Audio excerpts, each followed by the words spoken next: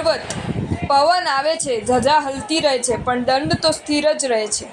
પાંદડા હલતા રહે છે, પણ મૂળ તો સ્થિર જ રહે છે। પડદા હલતા રહે છે, પણ બારી તો સ્થિર જ રહે છે। ધૂળ ઉડતી રહે છે, પણ લાદી તો સ્થિર જ રહે છે। કાગળ ઉડી જાય છે, પણ પુસ્તક તો સ્થિર જ રહે છે। નદીના જળ હળી જાય છે, પણ પર્વત તો સ્થિર જ રહે છે। પ્રશ્ન એટલો જ છે કે પ્રલોભનના વાવાઝોડા જેવા પ્રચંડ પવન વચ્ચે આપણું પોત નદીનું બન્યું રહે છે કે પર્વતનું?